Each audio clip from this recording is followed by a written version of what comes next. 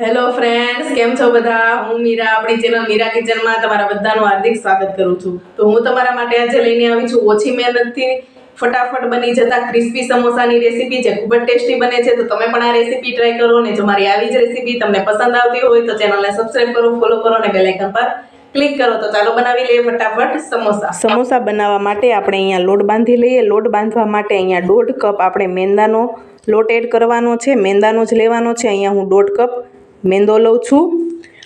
1 ચમચી આપણે અજમા લેવાના છે, તેને આ રીતે હાથની વડે મસળીને આપણે તેમાં એડ કરી દેવાના છે। મીઠું લેવાનું છે 1 ચમચી, અને તમે વધુ ઓછું સ્વાદ પ્રમાણે એડ કરી શકો છો। અને આ બધી જ વસ્તુને આપણે મિક્સ કરી દઈશું। આ રીતે બધી જ વસ્તુને મિક્સ કરી દેવાની છે। તો આ રીતે આપણે મિક્સ કરી દઈશું। હવે આપણે આમાં મોણ એડ કરવાનું છે, મોણ આપવાનું છે લોટમાં। તો અહીંયા હું તેલ લઈ રહી છું, 2 પાવડા તેલ લીધેલું છે। તમે આની જગ્યાએ ઘીનો પણ ઉપયોગ કરી શકો છો। તો હવે આને આપણે મોણ છે તેને હાથની વડે આપણે લોટમાં મિક્સ કરી દેવાનું છે। આ રીતે તેલને મિક્સ કરી દઈશું અને લોટમાં આપણે મોણ દઈ દઈશું। તો આપણે મોણ છે તે મુઠ્ઠી વળે તેટલું દેવાનું છે, તે વાતનું ખાસ ધ્યાન રાખવાનું છે, જેથી આપણા સમોસા છે તે સરસ મજાના ક્રિસ્પી તૈયાર થાય। તો આ રીતે આપણે મોણ દેવાનું છે અને મુઠ્ઠી વળે તેટલું મોણ આપણે દેવાનું છે। તો આ રીતે આપણે બધા જ જે લોટમાં છે તે મોણ જોઈ શકો છો, સરસ મજાની મુઠ્ઠી વળી રહી છે। તો આપણું મોણ દેવાઈ ગયું છે। તો હવે આપણે લોટ બાંધવા માટે થોડું થોડું પાણી એડ કરવાનું છે। આ રીતે થોડું થોડું પાણી એડ કરતું જવાનું છે અને લોટ બાંધતો જવાનો છે। અહીંયા આપણે લોટ ભાખરીથી થોડો ઢીલો અને રોટલીના લોટથી થોડો કઠણ એવો લોટ બાંધીને તૈયાર કરવાનો છે। અહીંયા મારે અડધા કપની પાણીની જરૂર પડી છે અને જોઈ શકો છો આવો ઢીલો થોડો કઠણ લોટ બાંધીને તૈયાર છે। હવે આને આપણે રેસ્ટ આપવાનો છે 10 મિનિટ માટે। તો હવે આપણે મસાલો તૈયાર કરી લઈશું। મસાલો તૈયાર કરવા મિક્સર જાર લીધેલું છે, 1 ચમચી ધાણા લીધેલા છે, 1 ચમચી અજમો, 1 ચમચી વરિયાળી, 1 ચમચી જીરું, જે જીરું આવે છે તે, 1 ચમચી ગરમ મસાલો,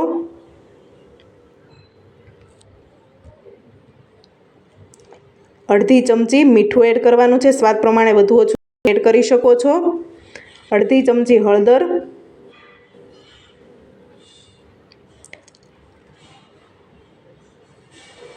આદુ મરચાંની પેસ્ટ એડ કરી દઈશું। અહીંયા મારી પાસે છે, ન હોય તો આપણે 2 મરચાં અને 1 ઇંચ આદુનો ટુકડો, અહીંયા 1.5 ચમચી હું આદુ મરચાંની પેસ્ટ। હવે આપણે આને મિક્સર જારમાં ક્રશ કરી લીધેલું છે, જોઈ શકો છો। તો આપણો મસાલો આને સાઈડમાં મૂકી દઈએ। અને બટેકા બાફી લીધેલા છે, 2 બટેકા આટલા મોટા બાફી લેવાના છે। તો હવે આનો મસાલો બનાવવા માટે મેં અહીંયા એક કડાઈ લીધેલી છે। તો આને હવે ધીમા ગેસની આંચ પર આપણે શરૂ કરવાની છે અને આમાં આપણે ગરમ થાય એટલે 3-3.5 પાવડા આપણે તેલ એડ કરી દેવાનું છે। વધુ ઓછું તમે જોઈને એડ કરી શકો છો, જેટલો તમે મસાલો બનાવો એ રીતના। તો અહીંયા હું 3-3.5 પાવડા એડ કરું છું। લીમડાના પાન એડ કરવાના છે થોડું ગરમ થાય એટલે, અને આપણે જે મસાલો બનાવેલો હતો તે એડ કરી દઈશું અને આને આપણે સાતળી લેવાનો છે થોડી વાર માટે।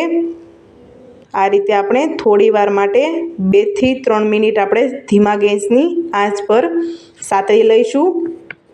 આ રીતે સાતળી લેવાનો છે।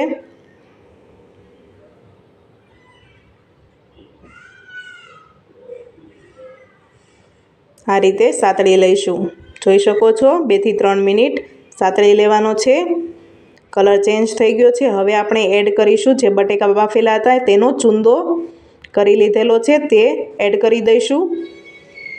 આ રીતે એડ કરી દઈશું અને આપણે આને ચમચાની વડે હલાવી લેવાનું છે। આ રીતે મિક્સ કરી દેવાનો છે મસાલો અને બટેકું, સરસ મજાનું આ રીતે આપણે મિક્સ કરી દઈશું।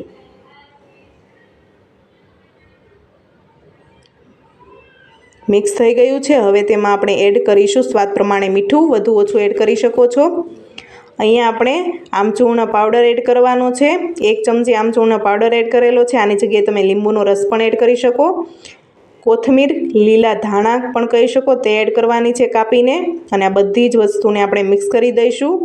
આમાં આપણે એડ કરી શકીએ. વટાણા બાફીને એડ કરવાના છે, તમે કરી શકો. હું અહીંયા નથી કરતી, તે ઓપ્શનલમાં છે, તમે કરી શકો છો. વટાણા પણ એડ કરી શકો છો. અહીંયા અડધો વાટકો એડ કરવાના છે કરવા હોય તો. અને આપણો મસાલો ઠરી ગયો છે, ઠરવા માટે મૂકેલો હતો. હવે આની આપણે ગોળીઓ, જે બટાકા વડા ગોળીઓ વાળીએ છીએ નાની નાની, એનાથી પણ નાની થોડી વાળવા છે આપણે. તો આ રીતને આપણે ગોળીઓ મસાલો ઠરી જાય એટલે આપણે વાળી દેવાની છે હાથની વડે. જોઈ શકો છો આ રીતે આપણે તૈયાર કરી લઈશું ગોળીઓ. જો સરસ મજાની આપણી ગોળીઓ તૈયાર થઈ ગઈ છે. તો આ રીતે આપણે બધી જ ગોળીઓ વાળી લેવાની છે. તો હવે આપણે જે આપણો લોટ 10 મિનિટ માટે રેસ્ટ કરવા મૂકેલો હતો તે તૈયાર થઈ ગયો છે. તો આના હવે આપણે લુવા કરી લેવાના છે. એક સરખા પ્રમાણમાં 3 લુવા કરવાના છે. આ રીતના આપણે 3 લુવા એક સરખા પ્રમાણમાં કરી લઈશું. આ રીતે બધા જ લુવા સરખા પ્રમાણમાં કરી લેવાના છે હાથની વડે. તો આપણા લુવા થઈ ગયા છે. હવે આપણે આને વણી લઈએ. પાટલીને વેલણ લઈ લેવાનું છે અને લુવાને આપણે વણી લઈએ.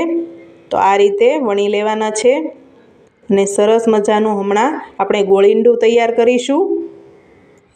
તો આ રીતના વણી લઈશું અને હવે આપણે આ રીતને વાળીને ગોળીંડું તૈયાર કરી દેવાનું છે. ગોળ સરસ મજાનું તૈયાર કરી દેવાનું છે આ રીતે હાથની વડે.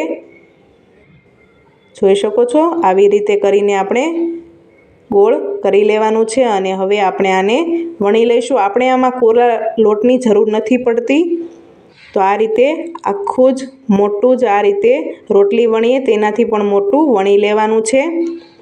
અને હવે છરીની મદદથી આ રીતે આપણે જે પિઝામાં ભાગ કરીએ છીએ, કટિંગ કરીએ છીએ તે રીતના આમાં કટિંગ કરવાનું છે. 4 પાડી દેવાના છે એટલે આપણે 8 ભાગ થશે.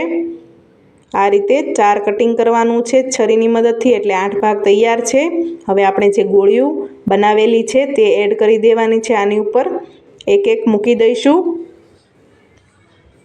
આ રીતે એક એક મૂકી દેવાના છે ગોળીઓને. લોટ છે તેની ઉપર આ રીતે મૂકી દઈશું. અને હવે આપણે પાણી થોડું લઈ લઈશું અને એક જે ભાગ છે તેને આપણે હાથમાં લઈ લઈશું. અને આને સમોસું કઈ રીતે વાળવું તે હું તમને બતાવું છું. તો આ રીતે ફરતી બાજુ આપણે પાણી એડ કરી દેવાનું છે, ચોપડી દેવાનું છે અને વચ્ચે લઈને આ રીતે બંને બાજુના ભાગને આ રીતે દબાવી દેવાનો છે. જોઈ શકો છો પાણીનો ભાગ આપણે રાખવાનો છે જેથી આપણું સમોસું છે તે તેલમાં તૂટી ન જાય. અને જે ઉપર ભાગ આવે તેને ઉપર આ રીતે મૂકી દેવાનો છે. જોઈ શકો છો આ રીતે ચાસ તે મૂકીને પાણી વડે આપણે કરી લઈશું. અને બે બાજુ આ રીતના આપણે સમોસાને પેક કરી દઈશું. જોઈ શકો છો આ રીતે પાણી થોડું થોડું લેતું જવાનું છે જેથી આપણું સમોસું છે તે તળતી વખતે તૂટી ન જાય. તેનું વાતનું ખાસ ધ્યાન રાખવાનું છે. તો જોઈ શકો છો સરસ મજાનું સમોસું આપણું તૈયાર છે. આવી રીતે આપણે બધા જ સમોસા વાળી લેવાના છે. જોઈ શકો છો સરસ મજાનું મિની સમોસું તૈયાર છે. તો આપણા સમોસા તૈયાર છે જોઈ શકો છો. તો હવે આને આપણે તળી લઈશું. આ રીતે બધા સમોસા વાળી લેવાના છે. તળવા માટે મેં અહીંયા તેલ ગરમ કરવા મૂકેલું હતું. ગેસની આંચ કરીને તેલ ગરમ થાય એટલે આપણે સમોસાને તેલમાં મૂકીને આપણે તળી લેવાના છે. તો આ રીતે જેટલા સમય છે તેટલા આપણે તેલમાં એડ કરીને તળી લઈશું. તો આ રીતે મેં આટલા સમોસા અડધા મૂકેલા છે. અને હવે 3 થી 4 મિનિટ થાય પછી આપણે આને હલાવવાના છે. ત્યાં સુધી હલાવવાના નથી ઝારાની મદદથી. આ રીતે હલાવી દઈશું. પાછા 3 થી 4 મિનિટ થવા દઈશું. આને આપણે તળતા 8 મિનિટ થાય છે. 8 થી 9 મિનિટ ધીમા ગેસની આંચ પર જ તળવાના છે. તે વાતનું ખાસ ધ્યાન રાખવાનું છે.